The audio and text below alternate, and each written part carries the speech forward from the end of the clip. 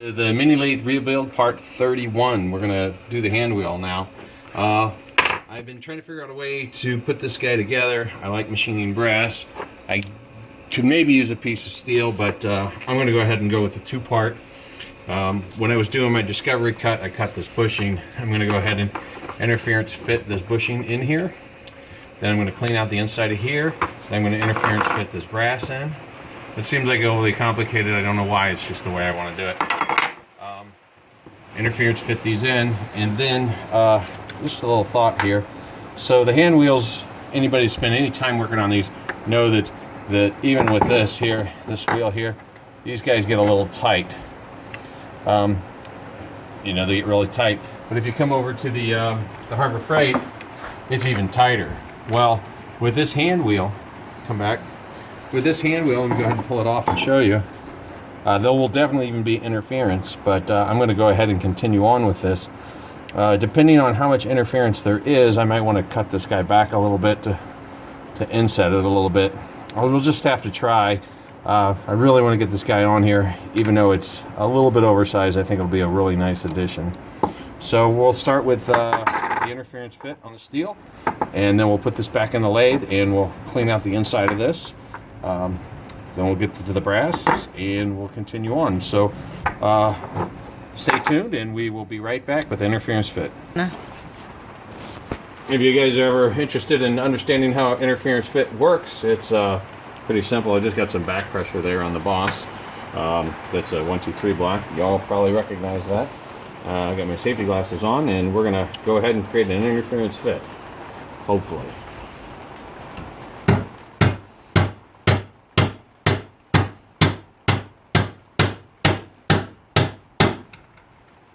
No. So my director's going, oh my gosh, you're cracking it. And they're like, want me to stop? And I go, no, dude, this is what happens when you do stupid stuff. So obviously you can see there's a problem. We're definitely going to set this thing back now and go with the brass. So this was really a bad idea. Don't do it this way. So I'm going to do a little work and see about getting this metal out of here and come up with a better engineering plan. So obviously we had some problems. I'm pretty sure this was defective aluminum if you ask me, but there could have been other reasons. But we're going to go ahead and take these cracks off now, and because I'm not going to leave them, but then we'll figure out another way to engineer this up.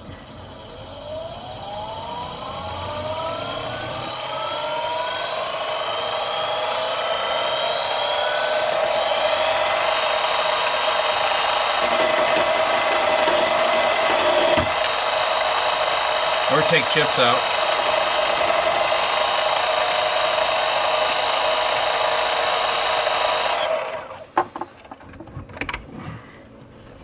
More of that defective aluminum there.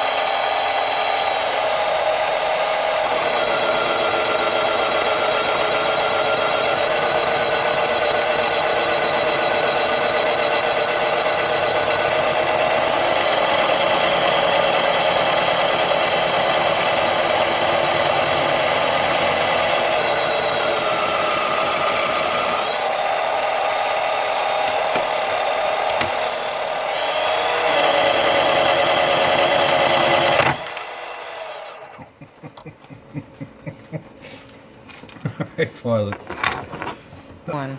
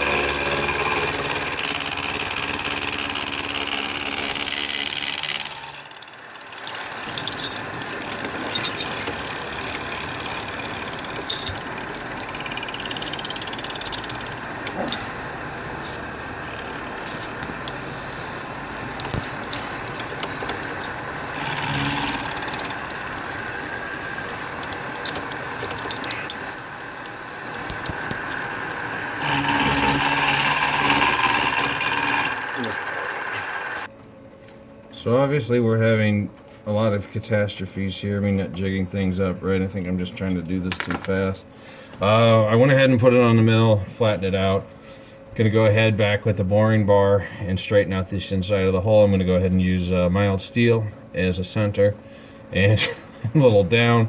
So, but we're gonna work through this. So again, I'm gonna go ahead and machine this out, clean it up, and then get it to match this piece of mild steel on the inside. Alrighty, so just go ahead and start with one cut.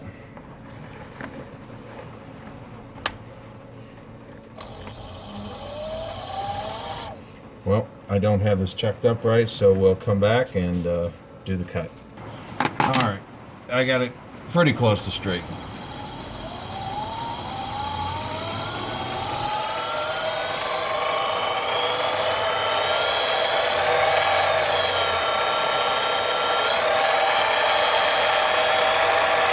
About 650.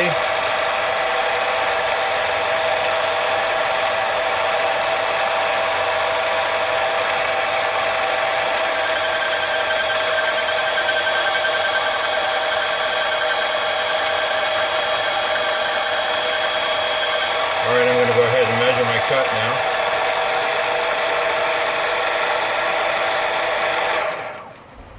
Okay. So my shaft is 8860.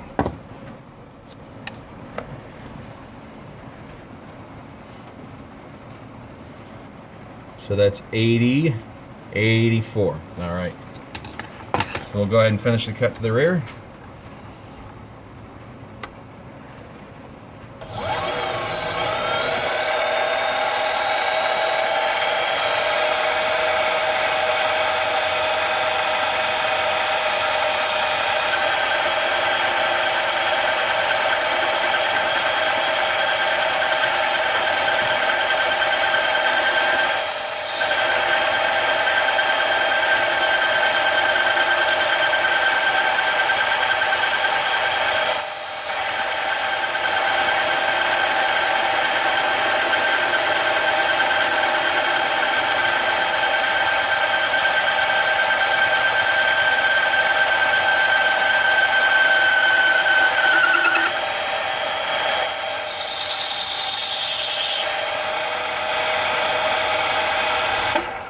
Measure my cut again. I shouldn't have changed, but we'll go ahead and check it again.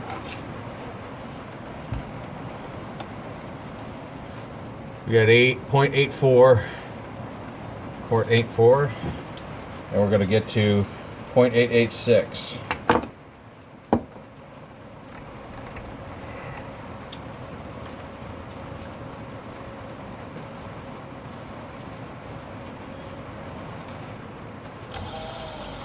Got somebody watching here making sure my measurements are right, which is a good thing because, man, I'd hate to like mess up again. Again, I'll just go ahead and start the cut and measure.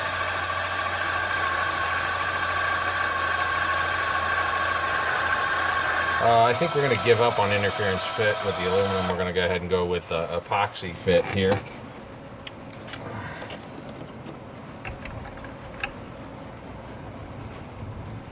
So you got 8.5.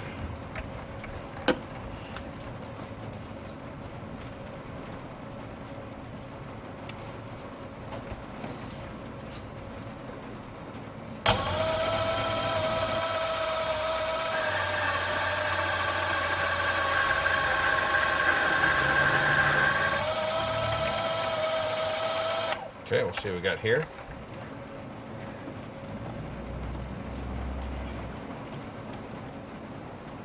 Got 685, 869, 88. Okay, a little more.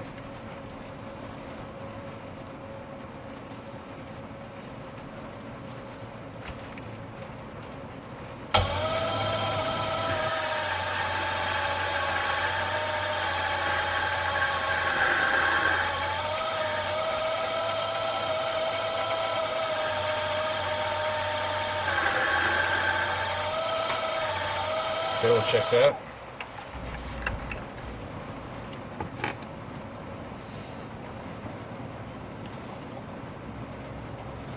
.878.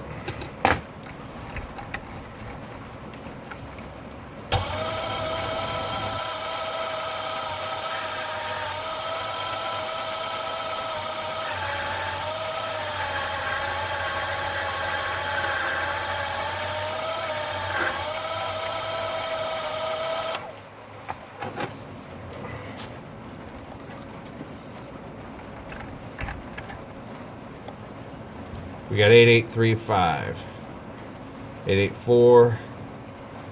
Okay. We want it to be a little bit oversized, just a little bit. It's 886, just to let you know. 0.886.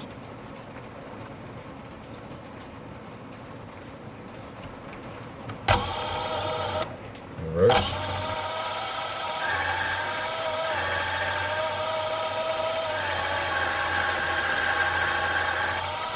Seems like a little bit overdone, so check it.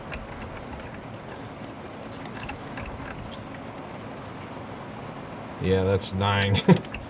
Way over.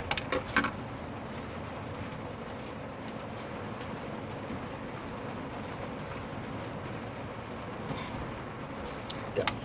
Alright, after a bunch of trial and error, I finally got it right.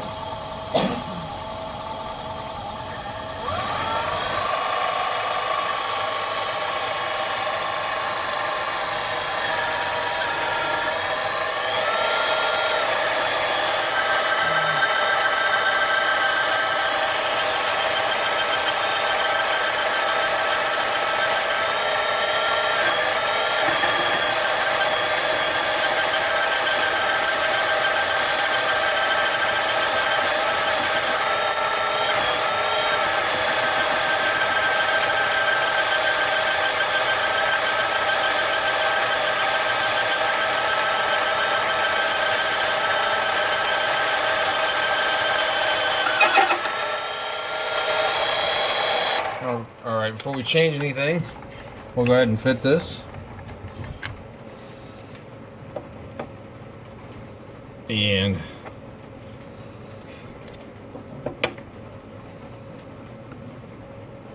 do I dare? Do I cut some more out, or do I try to slam this sucker in here again? Crack it all over the place. I think I'm going to make a little bit bigger cut because I am going with epoxy.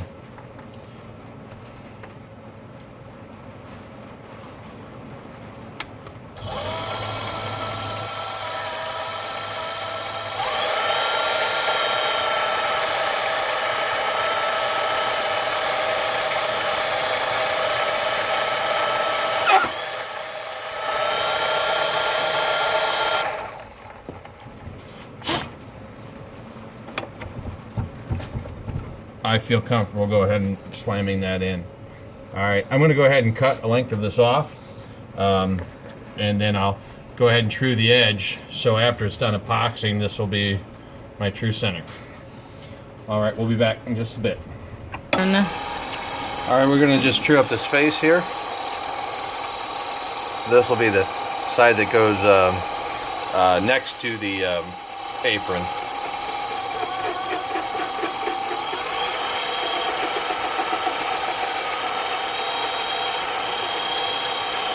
See, I got my cutting tool a little out of adjustment there. I'm going to turn my lead screw off, and then I'm going to lock the gear in to hold it.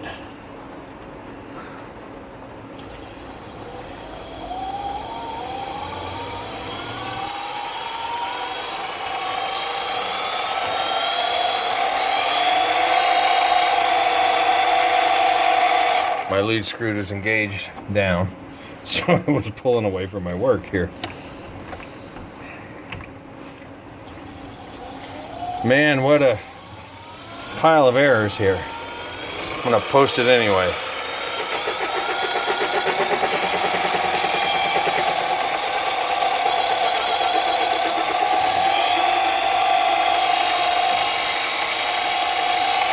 It's about 750.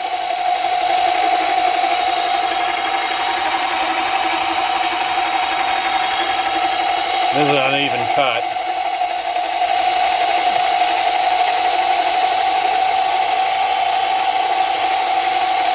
Well, that washer's pretty much got that cutter dead center too.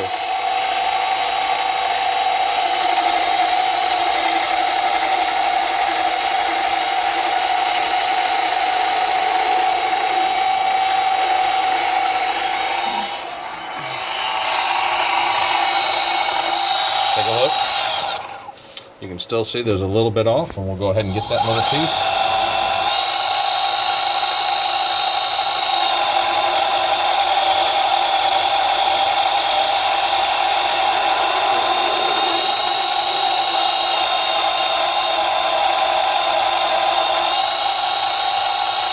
I still see a little more on there.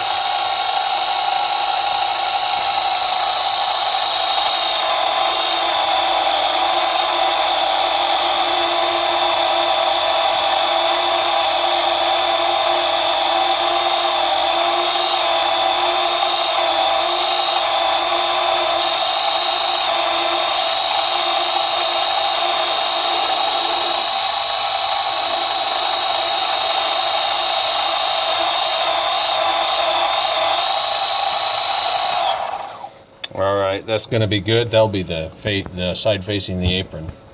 Alright, we'll be back with the epoxy. Alright, so we're mixing our epoxy again.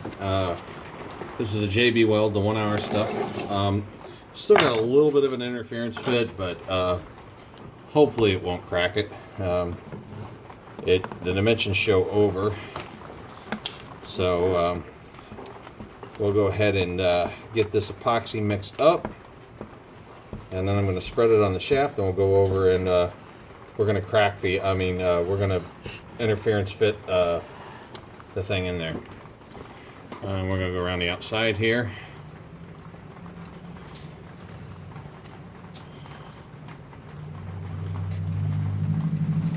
Okay.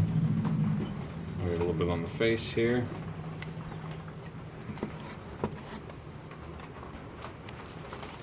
Okay, and the inside, you guys probably had seen, it's got a drill marks and stuff, so it's not really flush. So I'm more concerned about the sides holding than anything. Okay, so we'll go over to the, go over here to you guys know what this thing is, you've seen one before. Vise, thank you. All right. And then after we put this in, I'm going to go ahead and put it in the vise and see if there's any fine tuning I can do to get it straight.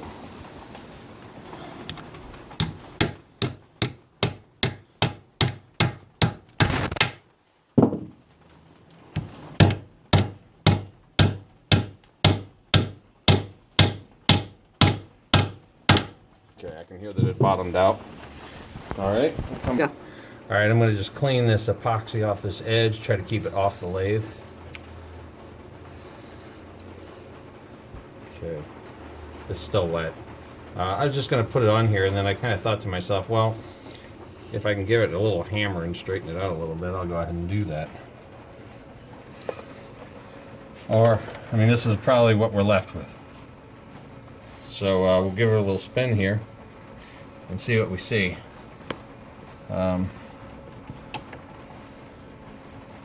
Okay, I'm just on the surfaces of the that steel there is ground the drill rod.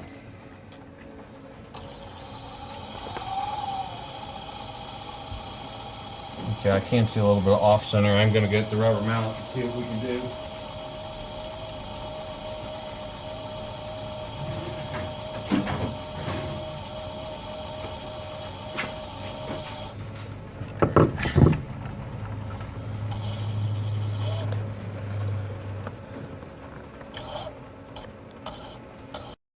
A little bit of fine tuning with a rubber hammer, and we got where we're going to stick.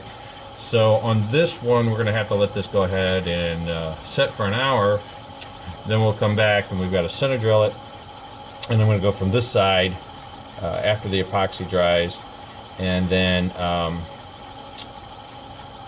we'll go ahead and we have to drill the side shaft, the mounting for the grub screw, Allen screw, whatever. and then fit it, and then we'll be done with the wheel project. This has been a huge challenge for me. I've a lot of frustration.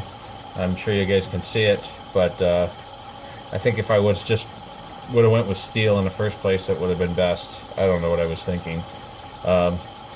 Sometimes we, do the best thing the first time, but sometimes we have to learn by our mistakes. I definitely see this as this is going to work excellent.